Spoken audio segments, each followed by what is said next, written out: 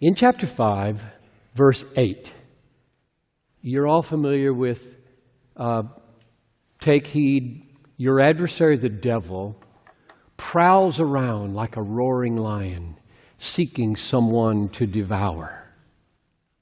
Resist him, firm in your faith. And after you've suffered a little while, the God of all grace will himself restore, establish, and strengthen you. So what does the lion eat? What's to devour you? That probably doesn't mean your muscles, flesh, bone. It's your faith, I think. Now, confirmation. So the devil right now is in this room. He hates what's going on here. And he wants to just eat your faith. And he has all kinds of ways of sowing thoughts in your mind that cause you to see anything faith-building, I might say, as ridiculous. So he wants to eat your faith. If he can eat your faith and consume it and destroy it, he doesn't care what else you do. Do you remember Luke 22:32? Luke 22:32. Jesus looks at Peter and he says, Satan has demanded to have you, that he might sift you like wheat. Now what is that picture? So you got a sifter here, right? And you got Peter and the sifter, and Satan wants to sift you, Peter, like wheat. So he pushes you through the sifter. What does he want to stay in the sifter, or what do you call it, sieve, or whatever the right word is? And what comes out the bottom? My answer is, he just wants to push Peter through, and out comes Peter, and up here is faith. Right? I want faith out of your life.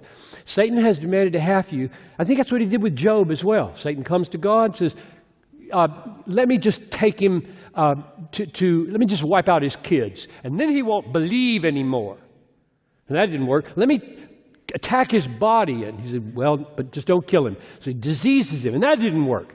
He kept trying to sift him and get faith out of his life with suffering, which is what the context is in 1 Peter 5:8. And here's what Jesus said. Jesus says, I have prayed for you that your faith may not fail. And after you have turned, strengthen your brothers. Not if you turn. Jesus looking right into Peter's face and saying, okay, we're going to do a Job kind of thing here. Satan wanted to sift Job, and I'm going to let him have you tonight. Up to a point and no further. Because I have prayed for you, that your faith fail not. So my question is, did his faith fail? He denied him 3 times. He denied Jesus 3 times. I don't know him. I don't know him. I don't know him. And Jesus said, I'm praying that your faith won't fail. After you have turned, strengthen your brothers. And he made Peter a rock for the church. So he writes letters like this about suffering and satanic attack and faith and God's preservation of it. I don't think his faith failed utterly. Isn't it wonderful? I mean, that's just wonderful. There is such a thing as us failing. You will fail today, probably, in some particular way that faith would cause you to act in a bold way, and you don't do it, faith fails. But you haven't failed utterly.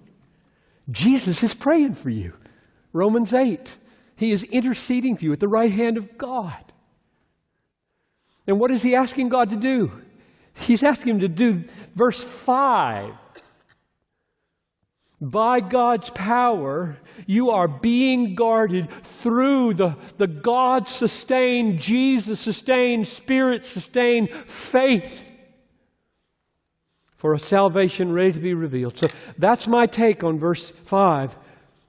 So the point of verses 3 through 5 is hope is so strong and so fixed and so firm and so trustworthy, and it's so valuable, unfading, undefiled, imperishable, infinitely better than anything in this world because you're an inheritor of God, being born into His family, and He's keeping it there for you. He won't let it go away. And if you worry about whether you're going to get there because of the suffering and the fiery ordeal that's about to come upon you, don't worry. I'm going to guard your faith.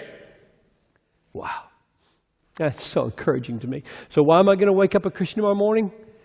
He's going to guard me with the instrument of faith. He's going to open my eyes to see the trustworthiness of the gospel and believe. And if he left me to myself, I would not be a believer.